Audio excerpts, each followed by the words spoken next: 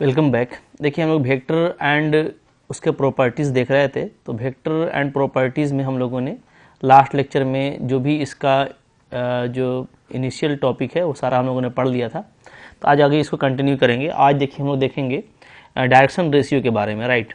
देखो अगर कोई वेक्टर इस तरीके से लिखा हुआ है A X I A Y J A Z K, हाँ ए वेक्टर है और उसमें A X A Y A Z अगर उसका कंपोनेंट है along I axis, along X axis, Y axis and Z axis, then direction ratio simply क्या होता है? तो डायरेक्शन रेशियो सिंपली आपका हो जाएगा ए एक्स कॉमा ए वाई कॉमा ए जेड। इसको हम लोग क्या बोलेंगे? इसको हम लोग बोलेंगे direction ratio of this vector, right. इसको शॉर्ट में डी आर लिखते हैं, डी आर एस, ओके। तो डायरेक्शन रेशियो हो जाता है ये, ओके।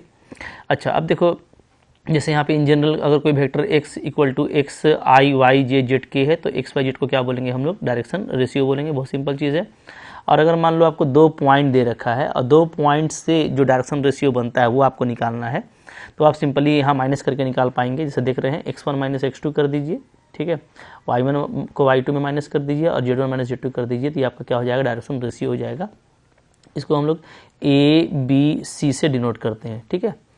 तो अब अगर डायरेक्शन रेशियो निकल गया तो आपको डायरेक्शन कोसाइन निकालना भी काफ़ी इजी होगा। तो डायरेक्शन कोसाइन क्या होता है? तो देखो डायरेक्शन रेशियो को शॉर्ट में DRS लिखते हैं और डायरेक्शन कोसाइन को DCS, ठीक है। डायरेक्शन रेशियो को हम लोग ABC से डिनोट करते हैं और इसको करते हैं LMN से। यहाँ पे जो भी LMN होता है वो आपका डायरेक्शन रेशियो का प्रोपोर्शनल होता है। जैसे देखो LA का प्रोपोर्शनल होता है, MB का प्रोपोर्शनल होता है और N आपका C का प्रोपोर्शनल होता है, राइट। तो L क्या होता है? L होता है मान लो हमारा आपका KA हो जाएगा, M हमारा KB हो जाएगा और N मेरा KC हो जाएगा। यहाँ पर आप K को आसानी से निकाल सकते हैं यूजिंग द रिलेशन के डायरेक्शन रेशियो में एक इंपॉर्टेंट रिलेशनशिप होता है क्या? L square M square N square का वैल्यू 1 होता है, ठीक है। आप यहाँ पे पुटअप करेंगे ये तीनों वैल्यू को तो आपको यहाँ से K स्क्वायर कॉमन निकल जाएगा और K का एग्जैक्टली वैल्यू आपको ये आ जाता है, ठीक है। इसको आप फर्दर पुट कर लेंगे तो आपको L M और N का एग्जैक्टली वैल्यू मिल जाएगा, ठीक है ना, इस तरीके से। तो यानी अगर आपको ABC पता चल गया जो कि बहुत क्वाइट ऑब्वियस है, काफ़ी जल्दी मिल जाता है, तो आपको 11 भी निकालने में यानी डायरेक्शन कोसाइन निकालने में भी दिक्कत नहीं होगा, ठीक है। नेक्स्ट देखो बहुत इंपॉर्टेंट है, वेरी इंपॉर्टेंट, यहाँ से क्वेश्चन आता रहता है, वो है आपका यूनिट वेक्टर। तो यूनिट वेक्टर क्या होता है? तो ऐसा वेक्टर जिसका मैग्नीट्यूड 1 हो, ठीक है। तो क्या बोलता है? Unit vector along A. अब यूनिट वेक्टर बहुत तरह का होता है, काफ़ी तरह के फार्मूला से आपसे पूछा जाता है। तो हम लोग पहले बात कर रहे हैं यूनिट वेक्टर एलोंग ए, या बोलो unit vector parallel to A, या बोलो A vector having unit magnitude along ए।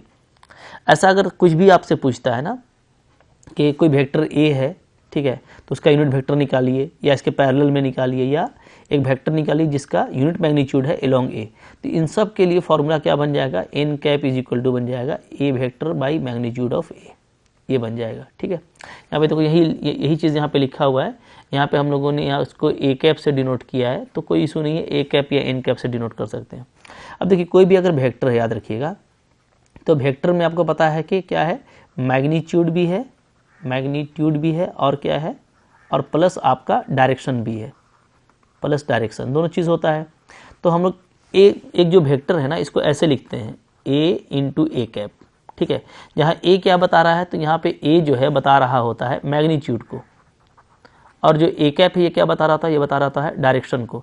तो चूंकि सिर्फ डायरेक्शन को दिखाने के लिए इसको रखा जाता है, सारा मैग्नीट्यूड तो आपने अलग ले लिया, तो इसलिए इसका कोई भी मैग्नीट्यूड नहीं होता, इसमें सिर्फ डायरेक्शन होता है। That's why we call it unit vector. तो हम लोग इसको क्या बोलते हैं? यूनिट वेक्टर बोलते हैं। यहाँ से भी आप देख सकते हो कि यहाँ से आप जब ए कैप निकालोगे तो ए वेक्टर बाई मैग्नीट्यूड ए बनेगा, ठीक है ना, क्लियर है। तो जैसे क्विक एग्जांपल देख सकते हैं हम लोग, मान लो कि आपको बोल देता है कि फाइंड यूनिट वेक्टर अलोंग, कोई आपको वेक्टर दे दिया, मान लीजिए 3i + 4g, इसके अलोंग में आपको निकालना है यूनिट वेक्टर। तो आप क्या करोगे? ये आपका ए दे दिया है सपोज करो, ठीक है, इसका मैग्नीट्यूड निकाल लो, तो इसका मैग्नीट्यूड क्या आ जाएगा? तो 3 का स्क्वायर प्लस 4 का स्क्वायर, यही फार्मूला होता है। ये आपको 5 आ जाएगा। तो यहाँ से आप क्विकली मैग्नीट्यूड निकाल सकते हो, क्या होता है? ए वेक्टर बाई मैग्नीट्यूड ए, ठीक है। तो ए वेक्टर तो आपका पूरा ये है, तो इसको आप चाहो तो 5 से डिवाइड कर दोगे तो 3/5 आई कैप आ जाएगा प्लस 4/5 आपका जे कैप आ जाएगा, ठीक है। तो इस तरीके से आप निकाल पाओगे काफ़ी इजीली। तो ये हो गया। अब देखो दूसरा जो इंपॉर्टेंट फार्मूला है वो है ए वेक्टर ऑफ मैग्नीट्यूड के यूनिट अलोंग और पैरेलल टू ए। तो वही फार्मूला है, लेकिन इस बार मैग्नीट्यूड 1 की जगह पे के दिया हुआ है। 1 के जगह पे मैग्नीट्यूड कितना है, k है। तो आपको कुछ करना नहीं है, आपको क्या करना है, पूरा वही फॉर्मूला रहेगा। आपको निकालने के लिए पहले सिर्फ आप a कैप निकालते थे, अब आप k a कैप निकालोगे, ठीक है। So A vector of magnitude k unit along और parallel to A vector is can be written as, इसको आप वेक्टर ऐसे डिनोट कर सकते हैं, कोई इशू नहीं। इसका वैल्यू क्या हो जाएगा, k a कैप, और a कैप तो निकालने आप जानते हो इस फॉर्मूला से, ठीक है। तो ये ध्यान देना है।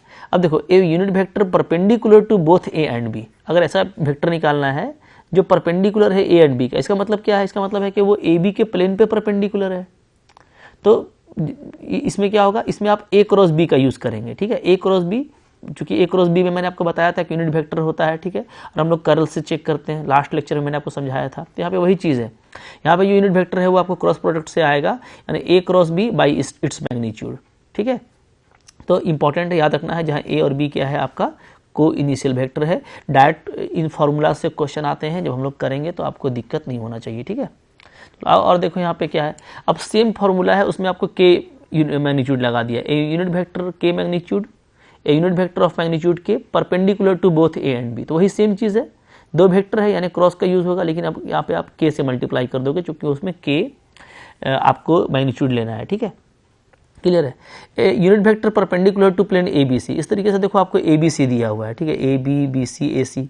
तो अब इसमें भी वही चीज़ है, ये ए और बी के जगह पे आप ए बी और ए सी का या बी ए और बी सी का आप यूज़ करोगे, ठीक है। तो ये लिख सकते हो या ये लिख सकते हो, तो फॉर्मूला सेम है, बट आपको यहाँ पे इस तरीके से यहाँ पे यूज करना है, ठीक है। नेक्स्ट देखिए, जो इंपॉर्टेंट चीज़ है यहाँ पे वो ये है कि any unit vector in X Y plane is given by, देखो किसी भी यूनिट वेक्टर को आप ऐसे भी लिख सकते हो, ठीक है।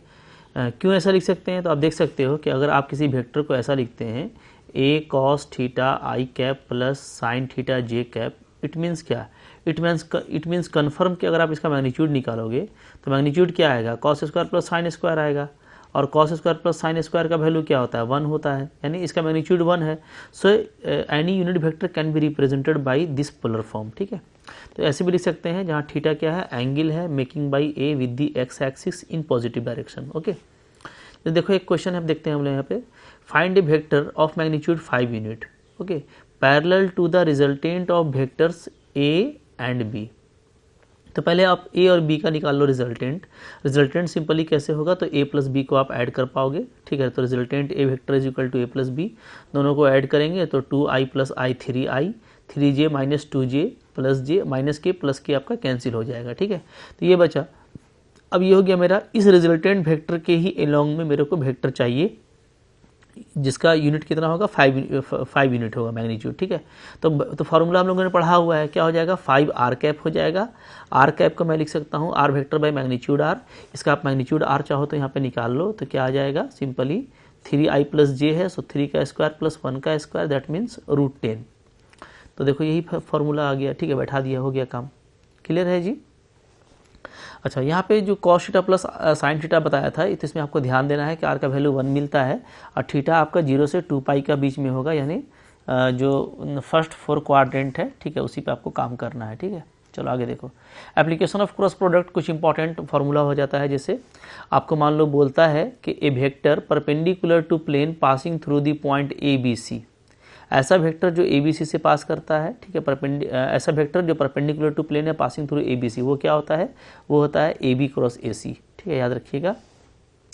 वेक्टर एरिया ऑफ ट्रायंगल, आपको एरिया ऑफ ट्रायंगल पूछता है, मान लो आपको ऐसे ट्रायंगल का एरिया पूछ देगा, आपको कोई 3 पॉइंट दे देगा ए बी और सी, और आपको बोलेगा इसका एरिया ऑफ ट्रायंगल निकालिए। तो आप क्या करना, आप जो है ए बी निकाल लेना है, वेक्टर ए सी निकाल लेना, ठीक है। अगर 3 पॉइंट दिया होगा, इसका मतलब है कि आपको पोजीशन वेक्टर गिवन है, ओ बी ओ ए ओ बी ओ सी, ये आपको गिवन है। ये अगर गिवन है तो आप आसानी से ए बी निकाल सकते हो, मैंने तरीका बताया था कैसे, ओ बी माइनस ओ ए, ठीक है। जैसे मैंने ए बी निकाला, आप ए सी निकाल लो, और half A B cross A C आप निकालोगे, तो ये क्या हो जाएगा, ये आपका वेक्टर एरिया हो जाएगा। क्या हो जाएगा, वेक्टर एरिया ऑफ ट्रायंगल, ठीक है। इसका आप मैग्नीट्यूड निकालोगे तो सिंपली मैग्नीट्यूड में ये आ जाएगा, half into magnitude of A B cross A C. तो ये एरिया ऑफ ट्रायंगल का फॉर्मूला है। नेक्स्ट क्या है, एरिया ऑफ पैरेललोग्राम, ये भी काफ़ी इंपॉर्टेंट है। So vector area of parallelogram having adjacent side A और बी, अगर एडजेसेंट साइड आपको दिया हुआ है, मान लो पैरेललोग्राम आपको निकालना है जिसका एडजेसेंट साइड ए है और बी है, राइट। अब इस पैरेललोग्राम का आपको निकालना है एरिया, तो कैसे निकालेंगे, तो फार्मूला होगा सिंपली ए क्रॉस बी का मैग्नीट्यूड। अगर आपको वेक्टर एरिया निकालना है तो उसी वेक्टर फॉर्म में होगा ऐसे, ठीक है। और इसका अगर आपको मैग्नीट्यूड निकालना है तो इसका मैग्नीट्यूड जब निकालोगे तो क्या हो जाएगा, मैग्नीट्यूड इसका आ जाएगा आपका, आप मैग्नीट्यूड निकाल देना इस तरीके से, ठीक है। क्लियर है। चलो इसके बाद देखो vector area of parallelogram having diagonal A and B. अगर डायगोनल दिया हुआ है, ध्यान देना आपको, अगर डायगोनल दिया हुआ है, जैसे ए दिया हुआ है आपको ऐसा और बी, दो डायगोनल आपको दिया हुआ है, ठीक है। ये आपका पैरेललोग्राम है। तो पैरेललोग्राम अगर आपको डायगोनल दिया हुआ है तो उसके इसमें आपको हाफ इंटू ए क्रॉस बी, जो ट्राइंगल का एरिया था वही एरिया अप्लाई होगा। ये बात आपको ध्यान रखना है, ठीक है। तो कुछ देखो इंपॉर्टेंट फार्मूलाज थे, इनसे डायरेक्ट एमसीक्यू आता है। एरिया ऑफ ट्राइंगल आपसे पूछ देता है, एरिया ऑफ पैरेललोग्राम पूछ देता है। तो आपको ध्यान देना है कि एडजेसेंट साइड अगर दिया हुआ है तब तो ये एरिया लगेगा, और अगर डायगोनल दिया हुआ है तो उसमें हाफ लगेगा, ठीक है। तो जैसा फार्मूला रहेगा वैसा हम लोग काम करेंगे। तो ये कुछ इंपॉर्टेंट फार्मूलाज थे। इसके पहले वाले लेक्चर में मैंने आपको इसका सारा वेक्टर का जो है बेसिक प्रॉपर्टी वगैरह भी समझा दिया। तो जो भी क्वेश्चन आना है इसी से आना है, इससे बाहर क्वेश्चन नहीं आएगा। तो डेफिनेटली आप क्वेश्चन जरूर करके आओगे, ठीक है। तो आज के लेक्चर में इतना ही रखते हैं। आई होप आपके लिए फ्रूटफुल था। अच्छा लगा लाइक कीजिएगा, चैनल पहले सब्सक्राइब कीजिए। और अगर आप पूरा कोर्स कर रहे हो, लाइक आप झारखंड से टीजीटी की तैयारी कर रहे हो, जहाँ पे आपको ये सारा जो है फिजिक्स के पोर्शन में पढ़ना पड़ता है, या पीजीटी में मैथमेटिकल फिजिक्स में भी जानना है आपको, तो इसके लिए आप मेरा पूरा एप्लीकेशन डाउनलोड कर सकते हो। मेरे एप्लीकेशन का लिंक आपको डिस्क्रिप्शन बॉक्स में मिल जाएगा, और वहाँ पे आप प्ले स्टोर से डाउनलोड करके इसको काफ़ी सिस्टमेटिक लर्निंग कर सकते हो। सारा पीडीएफ भी आपको वहाँ पे मिल जाएगा, एंड इंस्टेंट डाउट क्लैरिटी के साथ साथ आपको लॉट ऑफ एमसीक्यूज़, काफ़ी एमसीक्यू मैं सोल्व करके आपको दिखाता हूँ कि आप में एमसीक्यू स्किल आ जाएगा, तो आपसे एग्ज़ाम को आपको क्लियर करने में इशू नहीं होता है, ठीक है।